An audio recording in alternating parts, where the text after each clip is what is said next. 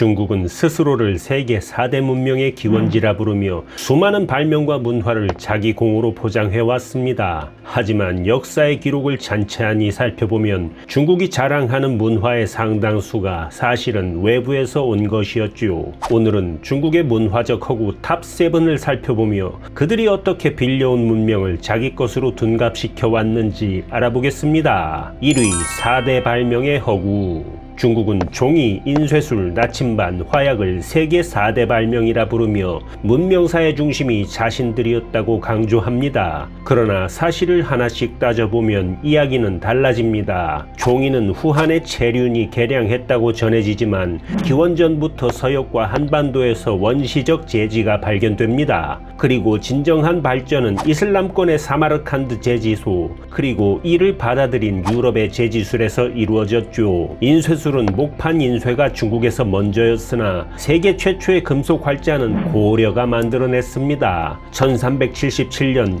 청주 흥덕사에서 간행된 직지심체요절은 구텐베르크보다 78년 앞선 기록이죠. 나침반은 중국에서 자석 술잔 형태로 존재했지만 그 쓰임은 점술과 풍수에 한정되어 있었습니다. 이것을 항해용으로 개량해 대항해 시대를 연 것은 아랍과 지중해 문명이었죠. 화약은 도교 연금술사의 실험 속에서 탄생했지만 중국은 주로 폭죽에 사용했습니다. 대포와 화기로 전쟁 혁신을 이끈 것은 서아시아와 유럽이었죠. 즉 발견은 중국, 발전은 타 문명. 하지만 중국은 전체 과정을 자신들의 공으로 포장해왔습니다. 4대 발명이라 불리는 이 업적들은 사실 인류 공동의 성취였죠. 중국의 독점적 유산이 아니라 교류와 확산 속에서 꽃핀 문명이었던 것입니다. 2위 불교 문화의 허구. 중국은 불교를 마치 자국의 산물처럼 포장합니다. 하지만 불교의 뿌리는 인도에 있죠.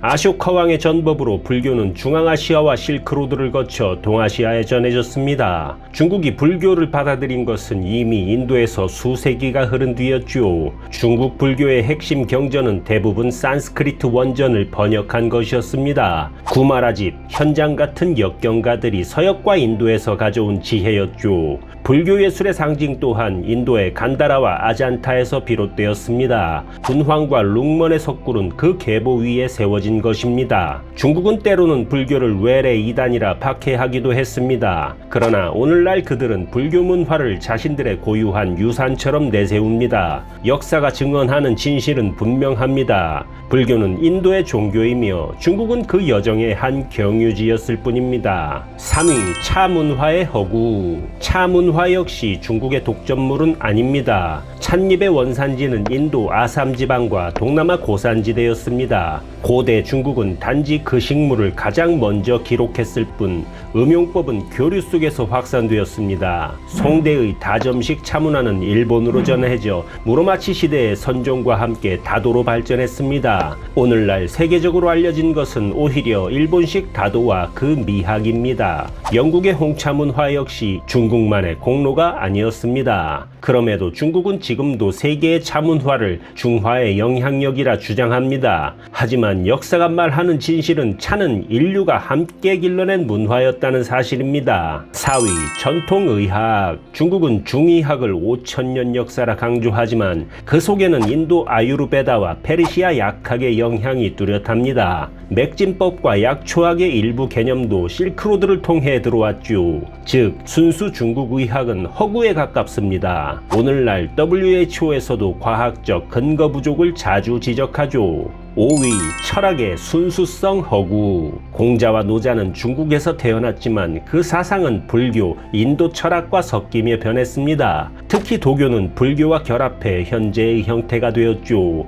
중국은 이를 순수 전통 사상이라 주장하지만 사실은 동서 사상의 융합물이었습니다. 6위 음식 문화. 중국은 세계의 중화 요리를 자랑합니다. 그러나 그 식탁 위 재료와 조리법을 따져보면 의외의 진실이 드러납니다. 오늘날 사천과 호남을 대표하는 매운 음식의 상징 고추. 하지만 고추는 명나라 이전 중국에 존재하지 않았습니다. 16세기 대항해 시대 이후 아메리카 대륙에서 유럽, 인도양을 거쳐 들어온 작물이었죠. 옥수수와 고구마 역시 마찬가지입니다. 오늘날 중국 농촌의 주식이 되었지만 그 뿌리는 모두 아메리카 대륙에 있습니다. 즉 중국의 매운맛과 농촌의 생명줄 대부분은 불과 500년 남짓한 역사를 가진 외래품이었던 것이죠. 또한 중국의 대표 음식처럼 여겨지는 만두와 국수도 기원을 추적하면 흥미롭습니다. 밀 재배 자체가 본래 황하의 전유물이 아니라 서아시아에서 들어온 것이며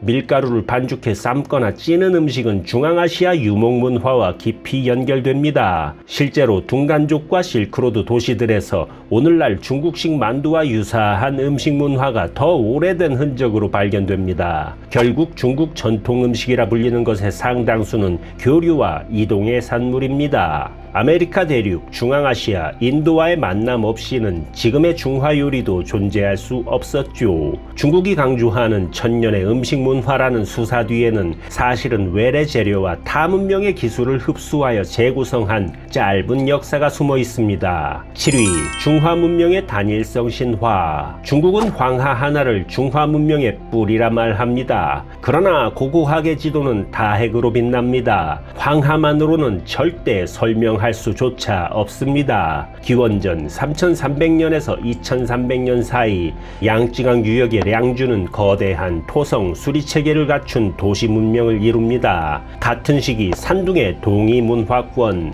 다원커우 룽산은 옥기, 도기, 장례 관습에서 황하 상류와 다른 계통을 보입니다. 서북 방면에서는 마지아요, 치자 등 고문화가 자리했고 남서부의 삼성퇴는 상과 전혀 다른 청동 의례 체계를 남겼습니다. 남방 백월, 서남 전문화, 영남의 동손 전통까지 지도 곳곳에 다른 중국들이 존재했죠. 핵심 기술과 생업의 축도 외부에서 끊임없이 유입됩니다. 밀과 보리는 서방의 경로로, 말과 전차는 기원전 2000년기 말 초원로를 타고 상대 묘에서 돌연 등장합니다. 철기의 보급도 춘추 전국기의 서아시아 초원권의 흐름과 맞물립니다. 이 거대한 교류망은 나중에 실크로드라 불리지만 그 이전부터 황하, 양쯔, 초원, 서역은 서로를 밀고 당기며 기술과 관습을 바꿔왔습니다. 정치적 통일은 서사를 단순화합니다. 진한 이후 사마천 반구의 서술은 화하 중심으로 세계를 배치했고 근대 국가 형성기에는 중화민족이라는 이름 아래 다양한 기원을 한 줄로 꿰려했습니다. 그러나 실증 자료가 말하는 건 딱 하나, 중국 문명은 본래부터 다원적, 상호작용적이었다는 사실입니다. 결론은 분명합니다. 하나의 황하에서 시작한 단일 문명은 후대 권력이 만든 신화에 가깝습니다. 실존했던 것은 서로 다른 뿌리들이 끊임없이 섞이고 충돌하며 만들어낸 복수의 중국, 그리고 그 상호작용의 역사였습니다. 우리는 흔히 중국이 발명했다, 중국이 만들었다는 말을 쉽게 듣습니다. 그러나 진실을 파헤치면 중국은 오히려 다른 문명을 받아들이고 자기식으로 포장해온 역사를 가졌습니다. 중국이 스스로를 세계 문명의 중심이라 부르는 건 사실상 문화적 허구에 불과합니다. 끝까지 함께 해주셔서 진심으로 감사드립니다.